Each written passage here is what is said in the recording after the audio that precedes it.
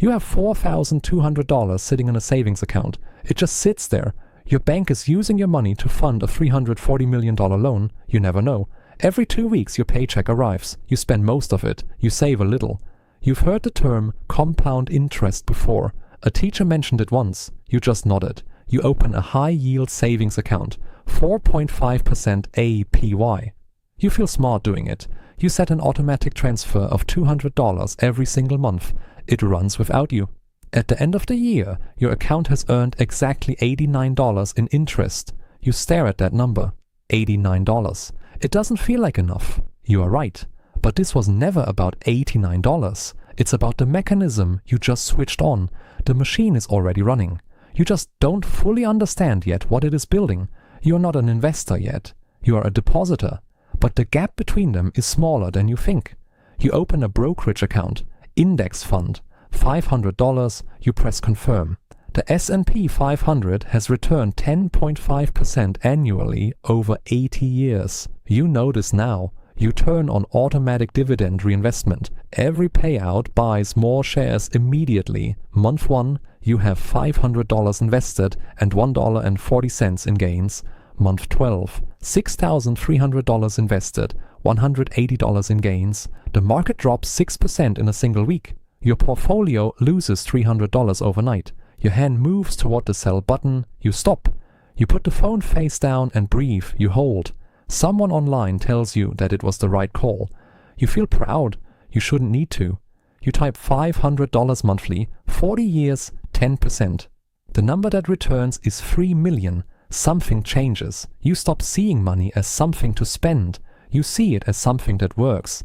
Every dollar you invest is a dollar that starts cloning itself silently every single year. It works without rest, without asking, without needing you to watch it. It just compounds.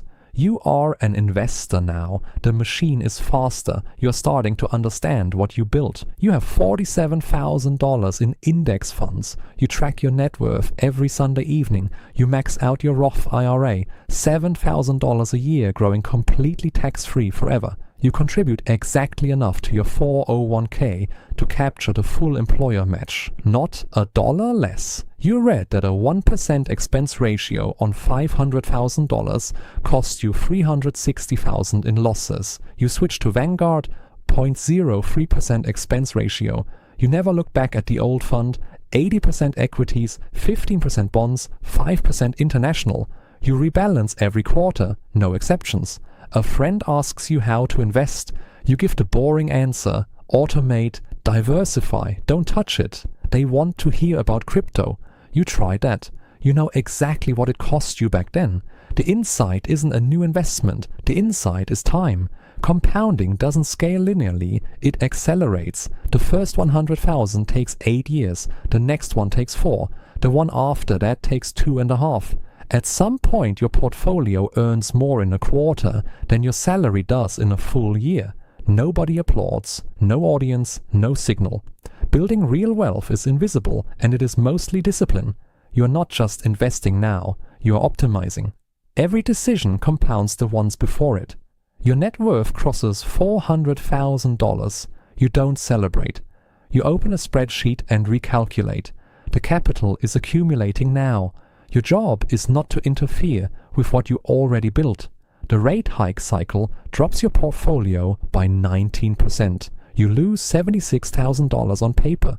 You add $600 more that month. You buy into the dip. You tell nobody. You just do it.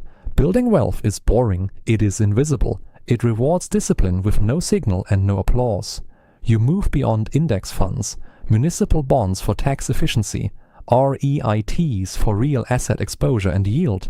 You stop thinking about annual returns. You think in decades. The calendar on your wall means nothing now. 12-month emergency fund, insurance airtight, estate documents signed, beneficiaries listed correctly. People around you start calling you lucky. You don't argue. You know exactly what it actually took.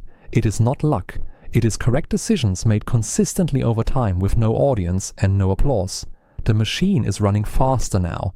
You can hear it. It does not need your attention anymore to grow. You are a wealth builder now. The next level doesn't open with effort. It opens with a threshold.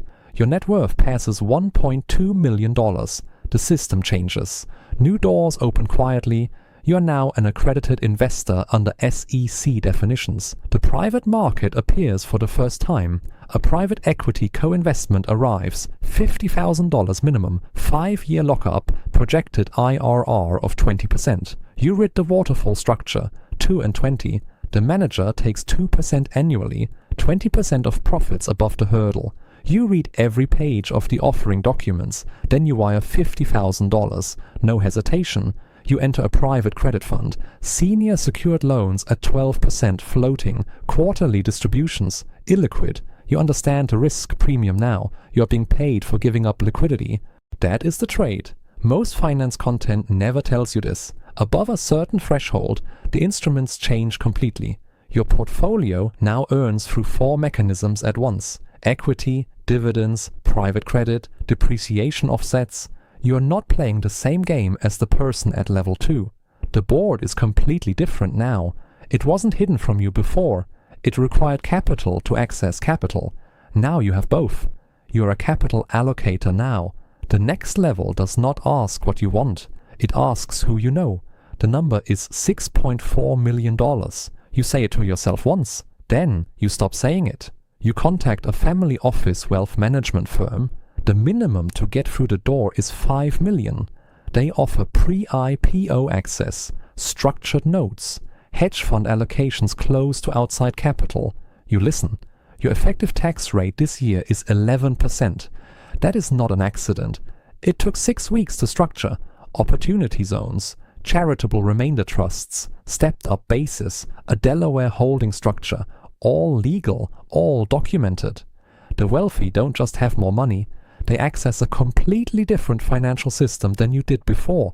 Your children have 529 accounts seeded with $150,000 each at birth.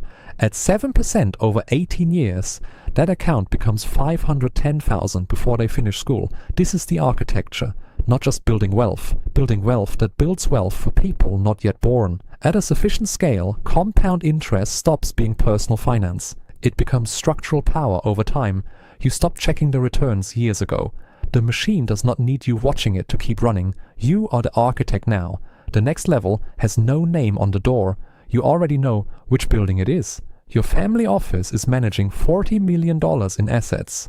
You stopped counting a long time ago. You sit on 2 private company boards. Not because you sought it, because capital at this level creates proximity. You co-sponsor a venture fund. 20 million committed. Your name is on the term sheet, but not the press release. You have dinner with a former Treasury Secretary. You did not arrange it, someone else did. That is the point. You did not seek power. Capital at this scale creates proximity to power, whether you want it or not. Compound interest is not a personal finance concept at this scale. It is a mechanism of economic stratification. The returns you earn, the private premiums, the tax efficiency are partly subsidized by access others cannot reach. When the market drops 30%, you have liquidity, time and insulation to treat it as a buying event. People without your buffers sell at the bottom. Their loss moves through the system. Some of it reaches you. The system is not broken. This is exactly what it was designed to do. You know this now. You always did. You know people who call themselves friends. You are no longer certain that the word means what it used to mean. You are a systemic participant now. The next level is not a room. It is a structure, and it has no ceiling. You are not an individual anymore. You are a trust structure, a holding company, a foundation, and a partnership. The foundation holds $200 million in assets. It earns 7% annually. It distributes 5%. It keeps 2%. The foundation does not spend down. The 2% retained re-enters the principal. It grows forever. The name on the building is not your name. It is the name on the trust. You prefer it that way now. Your great-grandchildren will be accredited investors at birth. The compounding began before they existed. They sit on boards because the family name carries weight that accrued over decades of compounding. Compound interest does not just grow money. At scale and time, it converts capital into legacy, into institutions, privacy, trust, freedom, human connection. You traded them one at a time. You did not notice until recently. You stopped checking returns years ago. The machine does not need you to run. It never did. Not really. The compounding at this level is not personal. It is structural. It operates without your name, your presence, or your attention. The machine does not need you anymore. It has not needed you for a very long time. This is the destination. Somewhere a 23-year-old walks into a glass tower for the very first time this morning. He opens his first brokerage account. He sets up a $200 automatic transfer. He feels smart. He thinks this is about financial security, about retiring comfortably, about building a better life for himself. He does not know that the $200 is not the point. The mechanism is the point. It was always the mechanism. But he will.